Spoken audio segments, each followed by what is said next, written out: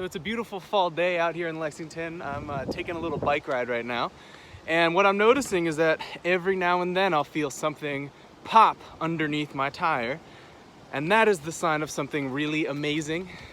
It means that it is now acorn season.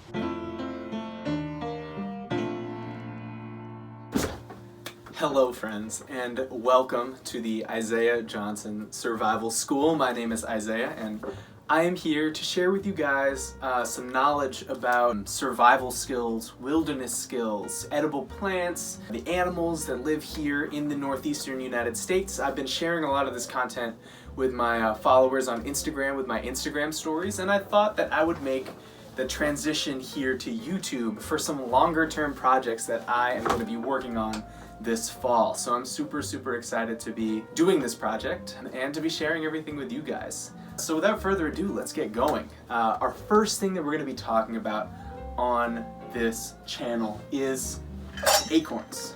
And I have a jar of acorns right here that we actually collected a few years ago that have been storing in here for a really long time. And the wonderful thing about acorns, which you might not have known, is that they are actually an incredible food resource here in the United States and also across the world. Oak trees grow everywhere. There's acorns on almost every single continent, and on every single continent, more or less, there have been societies that have sustained themselves using acorns. And now you might be wondering, you know, if acorns are edible, why haven't I heard of this? Why aren't we out gathering acorns all the time?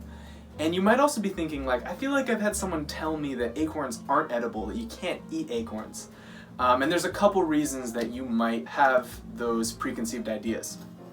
The first is the most obvious, which is that if you just pick up an acorn off the ground and you take a bite, which actually I'll do right now, so. And then I can pull out the meat, and if you just take a bite of the acorn nut without doing anything to it, just right off the ground, it tastes horrible. Very bitter, astringent, and almost like starchy taste. That's because these acorns have chemicals in them that are called tannins. Now, animals like squirrels and chipmunks and stuff have digestive systems that are able to process those tannins, but we humans really cannot eat acorns straight off the ground. So that's one of the reasons why you might think that they're inedible. Another reason is actually kind of more societal, which is that as societies that had become agrarian and had started farming started to colonize a lot of the world, they actually looked down upon cultures that were foraging, and a big part of that was actually looking down upon cultures that consumed acorns. And so, for example, when the Europeans came to the United States, they were spreading these preconceived ideas that you can't eat acorns, and also actually making the act of acorn eating a taboo. And we had Native American tribes that, especially on the West Coast, really subsisted on acorns.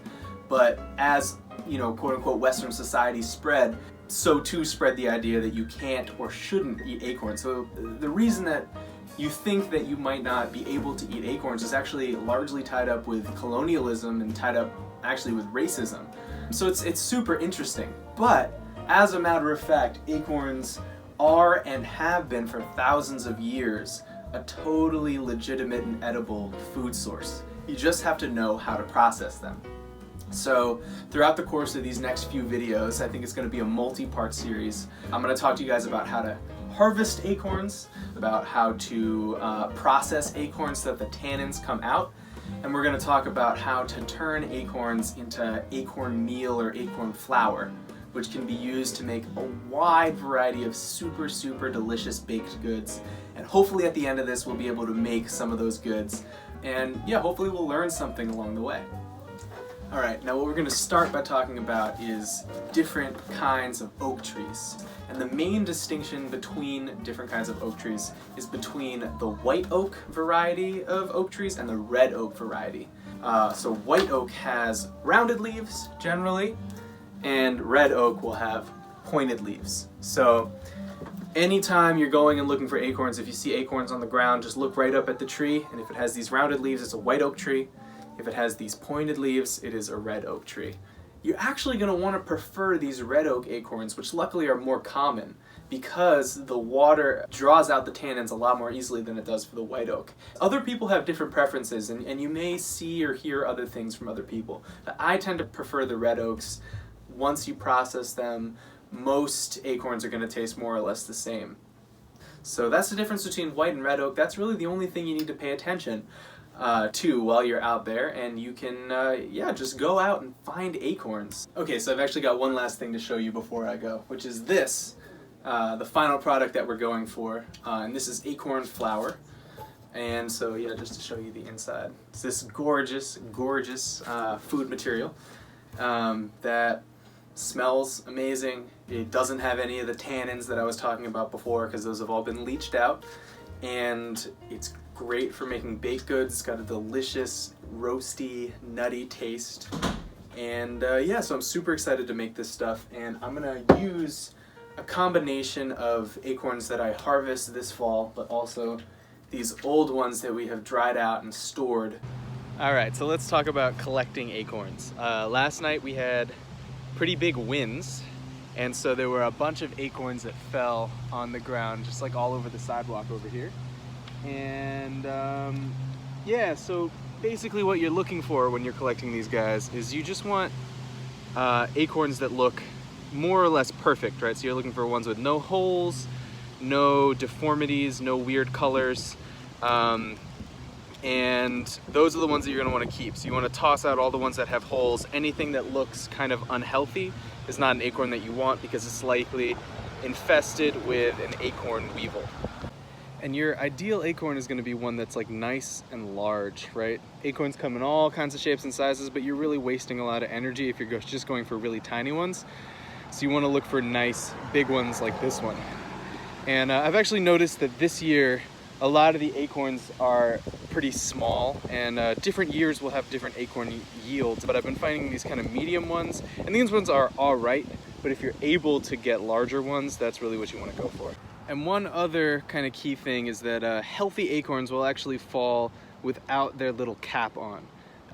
If an acorn has fallen with the cap on, it's actually a sign that the oak tree basically aborted that acorn early because it's been infested with some sort of insect. And so it didn't want to waste the energy kind of growing it up to full size. So if you're finding one with a cap on, that's actually one that you don't want to keep, even if it looks really nice, because very likely underneath the cap there will be a little hole where the grub has gotten in. So just to give you an example of what we really don't want to see, you can see this one has a little hole in it.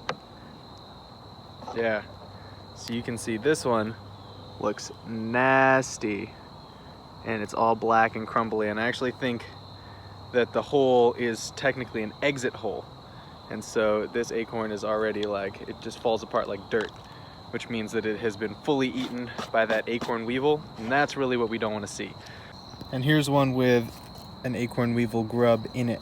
You can see the grub right there. And he has been eaten on that acorn, and that is an acorn that you do not want. So I got a lot, and I'm gonna put them in this big jug here.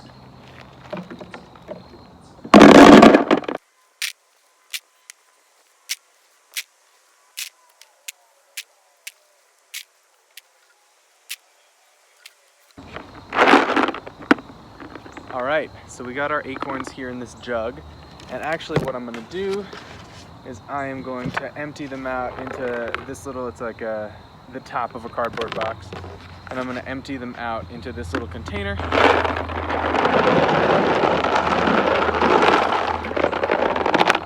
And the reason that I want to do that is that you don't want to store your acorns in a place where they can get kind of moist, because then they run the risk of getting rotten and rancid or going moldy. So I'm trying to store them about as flat as I possibly can in this little container so that they can stay, get a lot of air circulating through, and that'll hopefully dry them out. So yeah, there's some next steps to this process, which is going to be going from a nut like this to the meat that's inside the nut, and then finally at the very end kind of grinding that up, getting all the tannins out and turning it into acorn flour.